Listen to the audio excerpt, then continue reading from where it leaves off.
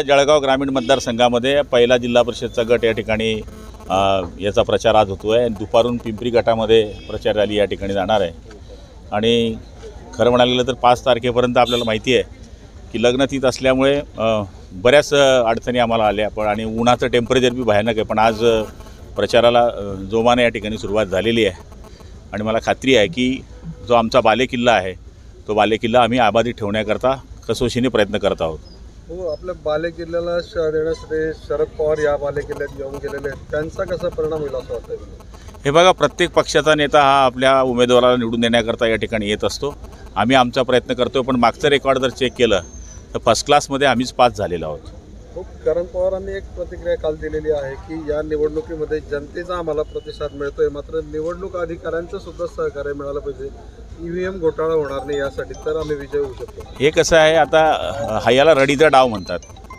आता EVM मशीनवर ते आलेले आहे, उद्याच्या दिवशी ते कशावर येतील काही सांगता येत नाही। माझं असं म्हणणं आहे की EVM मशीन हे सुप्रीम कोर्टाने सुद्धा मान्य केलेलं आहे की निवडणुका ह्या EVM मशीनवर घेतल्या तरी काही अडचण येत नाही।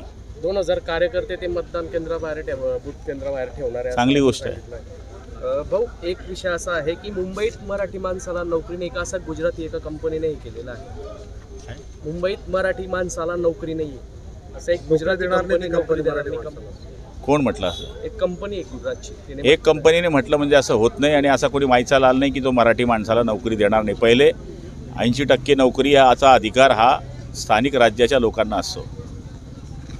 गुजरातच्या चोरांनी शिवसेना फोडण्याचा प्रयत्न केला असं संजय राऊत म्हणताय। ते राऊत म्हणजे काय, ते वया गेलेली केस आहे। चला, नरेंद्र मोदी दुर्दैवी पंतप्रधान आहे असं उद्धव ठाकरे म्हणतात। नरेंद्र मोदी दुर्दैवी पंतप्रधान आहे असं उद्धव ठाकरे म्हणतात। त्यांचं मत आहे, पण लोकांनी मान्य केलेल्या माणसाच्या बाबतीत असं बोलणं उचित नाही। गद्दार विचारांसोबत उभा आहे असं जितेंद्र आव्हाड म्हणतात। जितेंद्र आव्हाड ही जरी बोलत असले तरी नरेश मस्के हे शिवसैनिक आहे आणि त्यांना शिवसेनेचं सर्टिफिकेट देण्याची काही गरज नाही।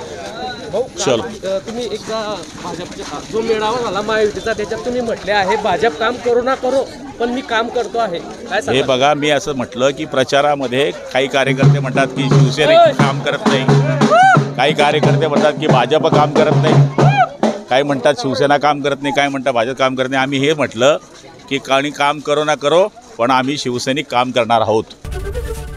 ABP माझा, उघडा डोळे बघा नीट।